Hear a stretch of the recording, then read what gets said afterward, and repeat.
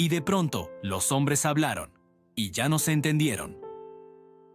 Bienvenidos a Relatos Bíblicos Vivos, la serie donde leemos la Biblia acompañada de imágenes que dan vida a cada pasaje, como un audiolibro visual. En el capítulo anterior vimos cómo la humanidad, unida en una sola lengua, comenzó a levantar una ciudad y una torre para hacerse un nombre y resistirse al mandato de Dios. Hoy continuamos exactamente desde ese punto, la confusión de las lenguas, la dispersión de los pueblos y el camino que nos lleva hasta la familia de Abraham. Este es el capítulo 8 de nuestra serie del Génesis. Las primeras confusiones en la construcción de la torre parecían, al principio, simples errores humanos. Un jefe de obra daba una orden y algunos la entendían de un modo, otros de otro. Unos llevaban ladrillos donde no debían, otros preparaban la brea con una mezcla distinta. Al principio todos pensaron que era cansancio, exceso de trabajo o simple descoordinación. Pero pronto quedó claro que algo más profundo estaba ocurriendo. Un día, uno de los capataces gritó una instrucción sencilla a sus obreros. Los que estaban más cerca lo miraron con el rostro fruncido, como si hubiera hablado en un idioma desconocido. Respondieron entre ellos, y él fue quien no entendió ni una palabra. De repente, en la misma plataforma, había hombres que ya no se comprendían. Intentaban explicarse con gestos, repitiendo frases, elevando la voz, pero cuanto más hablaban, menos claridad había. Lo que había empezado como orgullo humano se convirtió en una confusión general. En distintos niveles de la torre, en los accesos, en la base y en los almacenes, la escena se repetía. Unos hablaban, otros no entendían. Algunos se miraban entre sí con sorpresa, otros con irritación. Pronto aparecieron los gritos, las discusiones y los reproches. ¿Por qué hablas así? No te entiendo. Eso no es lo que te dije. Sin que los hombres lo supieran, el Señor había mirado la ciudad y la torre que estaban levantando. La humanidad, unida en una sola lengua y un solo propósito, estaba usando ese don no para buscar a Dios, sino para levantarse contra Él, para hacerse un nombre propio y para resistirse al mandato de llenar la tierra. Dios vio que con esa unidad usada de forma soberbia, nada le sería imposible en su rebeldía. Entonces decidió intervenir, no con agua, no con fuego, sino con algo más sutil y profundo: la confusión de las lenguas. A medida que el día avanzaba, el ruido en la ciudad aumentaba. Ya no era el sonido ordenado de una obra en marcha, sino un caos de palabras. Amigos de toda la vida se miraban sin poder entenderse. Padres e hijos discutían sin lograr comunicarse. Las instrucciones dejaban de tener sentido. Las herramientas se quedaban quietas. Los ladrillos, que antes subían en cadena, comenzaron a acumularse sin orden. En medio de ese ruido, comenzaron a formarse pequeños grupos. Hombres que de pronto se entendían entre sí, pero no entendían a los demás. Lo que antes era una sola multitud unida por una misma lengua empezó a fragmentarse en comunidades separadas por sonidos y palabras diferentes. Donde ayer todos compartían las mismas expresiones, hoy cada grupo tenía su forma de hablar. La construcción de la torre se detuvo. No fue una decisión organizada, fue una consecuencia inevitable. ¿Cómo levantar una estructura que requería coordinación perfecta si nadie podía ponerse de acuerdo? Las discusiones se volvieron tan intensas que muchos comenzaron a abandonar la obra. Algunos bajaron de los niveles altos y se marcharon llevándose a sus familias. Otros decidieron apartarse con los que hablaban igual que ellos y buscar otro lugar donde vivir. La ciudad, que había sido símbolo de orgullo y unidad, se convirtió en símbolo de ruptura. Aquel proyecto que pretendía tocar el cielo terminó derrumbado desde dentro, no por el desgaste de los materiales, sino por la confusión de las lenguas. Fue allí donde el Señor los dispersó por toda la faz de la tierra.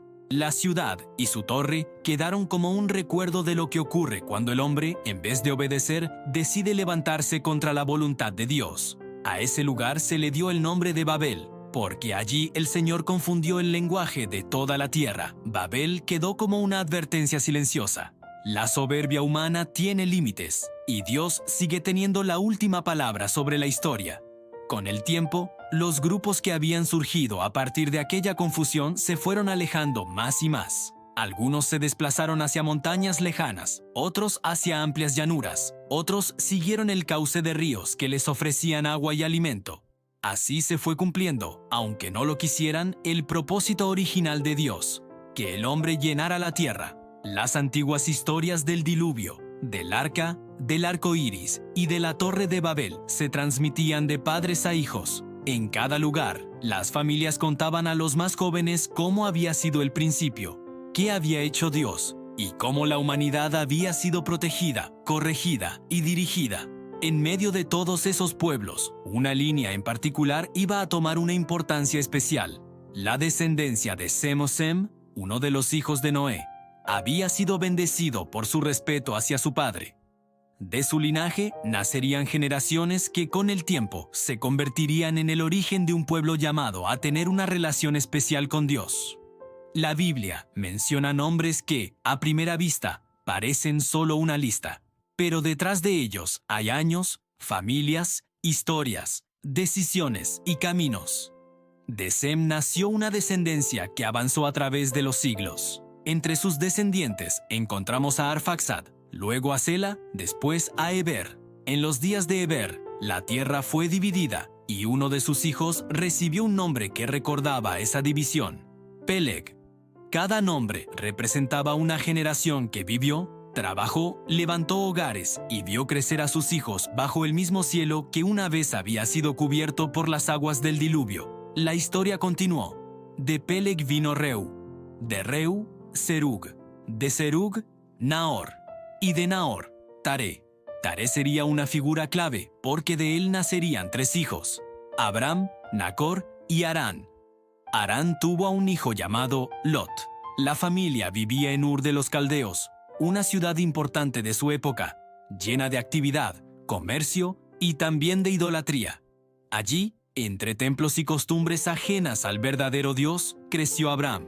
La Biblia nos cuenta que Harán murió en Ur, en presencia de su padre Taré. La muerte, que siempre deja un vacío, marcó a la familia. Taré decidió entonces emprender un viaje. Tomó a su hijo Abram, a su nuera Sarai, la esposa de Abram, y a su nieto Lot, hijo de Harán, y partió con ellos desde Ur de los Caldeos para ir hacia la tierra de Canaán. Era un movimiento importante: dejar la ciudad conocida, sus costumbres, sus dioses y su seguridad aparente, para caminar hacia un futuro desconocido. En el camino hacia Canaán, la familia llegó a un lugar llamado Harán y se estableció allí. Durante un tiempo, esa ciudad se convirtió en su nuevo hogar. Taré vivió y murió en Harán. Mientras tanto, Abram vivía entre 2 realidades: el pasado de Ur, con su cultura y sus dioses, y la promesa silenciosa de un futuro diferente que aún no conocía, pero para el que estaba siendo preparado. Sin saberlo todavía, la historia estaba a punto de girar de forma decisiva. Desde ahora, la narrativa bíblica comenzaría a concentrarse cada vez más en la vida de un solo hombre y en la promesa que Dios iba a depositar sobre él.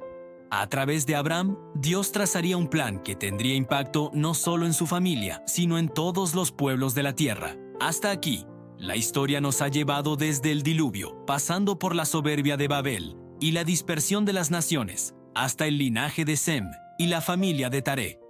En el siguiente capítulo, la Biblia nos presentará un llamado directo, claro y sorprendente. La voz de Dios hablando a Abram y marcando el inicio de una nueva etapa en la historia de la humanidad. La Torre de Babel quedará atrás como un recuerdo de confusión.